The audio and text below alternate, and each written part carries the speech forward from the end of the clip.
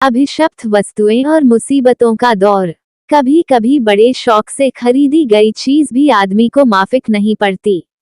वह चीज खरीदते ही व्यक्ति के लिए मुसीबतों का दौर शुरू हो जाता है और कभी इतना भारी पड़ता है कि उसे अपनी जान तक गंवानी पड़ जाती है। अभिनय क्षेत्र में हॉलीवुड की उभरती नौजवान प्रतिभा जेम्स डीन के मामले में भी ऐसा ही हुआ।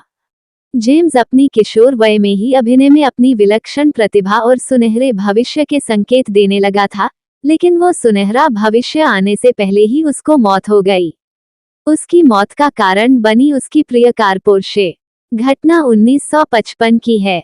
अभिनय क्षेत्र में जेम्स एक के बाद एक फिल्मों में अपनी श्रेष्ठता के झंडे गाड़ रहा था। हॉलीवुड समेत उसके प्रशंसक भी उसे भविष्य के नंबर 1 अभिनेता के रूप में देखने लगे थे। अपनी कारप्रियता के शौक के चलते उसने एक सेकंड हैंड पोर्शे कार खरीदी थी। उस कार का पिछला इतिहास क्या था, ये तो किसी को मालूम नहीं, लेकिन जेम्स के पास आते ही उसका पुर्जा अभिशप्त हो गया। सबसे पहले तो स्वयं जेम्स ही उस कार को चलाते हुए एक दुर्घटना का शिकार हुआ। दुर्घटना इतनी जबरदस्त नहीं थी, पर जेम्स सीट पर बैठा का बैठा ही रह गया। कुछ दिनों तक कार जेम्स के घर पर ही खड़ी रही, फिर उसे एक कार शौकीन जॉर्ज बेरिस ने खरीद लिया। लेकिन उसने कार को खुद इस्तेमाल करने के बजाय उसके पुर्जे अलग अलग करके बेच डालने का फैसला किया। पोर्शे का इंजन एक डॉक्टर ने खरीदा, जो खुद एक शौकिया कार रेसर थे।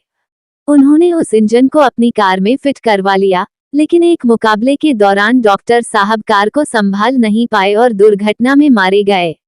इसी तरह जिस व्यक्ति ने उसकी ड्राइव शाफ्ट खरीदी थी, उसी मुकाबले में वो भी एक दुर्घटना में घायल हो गया। और पोर्शे की बुरी तरह क्षतिग्रस्त बॉडी और चेसिस को सड़क सुरक्षा अभियान के तहत एक बड़ी ट्राली पर रखकर जगह जगह घुमाया गया। लेकिन विडंबना ये रही कि हर जगह कुछ न कुछ हादसा होता रहा।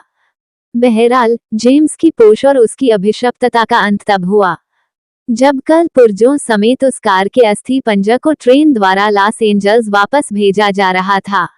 रास्ते में पता नहीं कब, कहां और कैसे वह कार ऐसी गायब हुई कि कोई उसका पता भी नहीं पा सका। यदि ये कहानी आपको पसंद आई हो तो अपने दोस्तों और अन्य लोगों के साथ शेयर जरूर करिएगा।